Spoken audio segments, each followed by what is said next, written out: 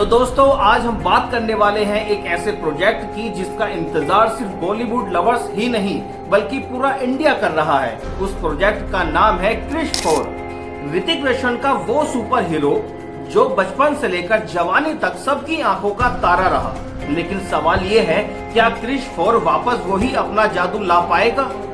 सबसे पहले थोड़ा फ्लैशबैक लेते हैं। 2003 में कोई मिल गया आई थी और हम सबके दिल में जादू घुस गया था।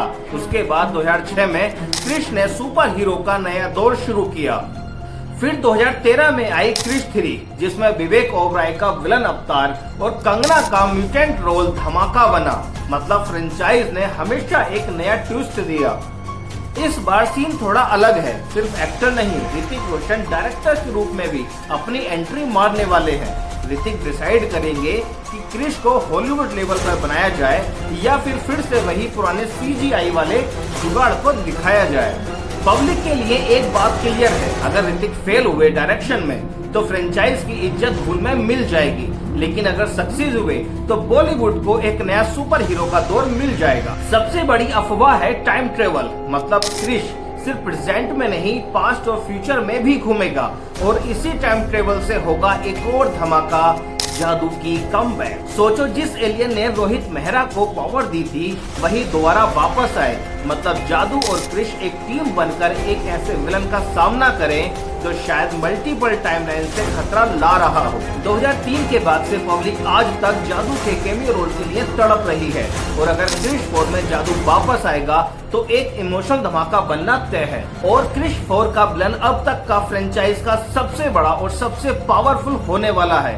अफवाह है कि इस बार विलन के पास सिर्फ टेक्नोलॉजी नहीं बल्कि सुपर नेचुरल पावर्स और टाइम मैनिपुलेशन होगा। मतलब क्रिश 4 के लिए सबसे बड़ा खतरा।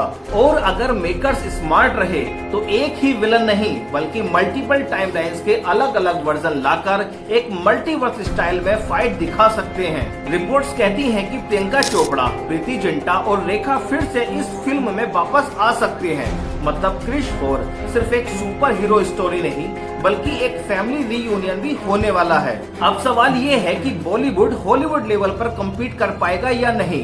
देखो भाई, मार्वल और DC ने 10-15 साल में ऐसे स्टैंडर्ड सेट कर दिए हैं कि पब्लिक की एक्सपेक्टेशंस हाई हैं।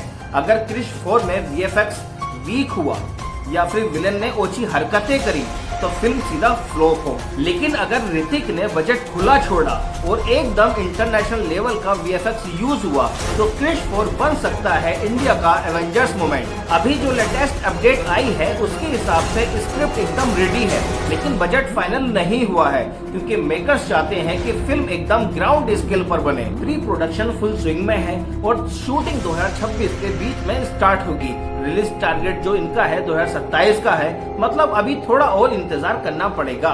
ऋतिक के कैरियर के लिए भी ये फिल्म बहुत बड़ा टर्निंग पॉइंट है।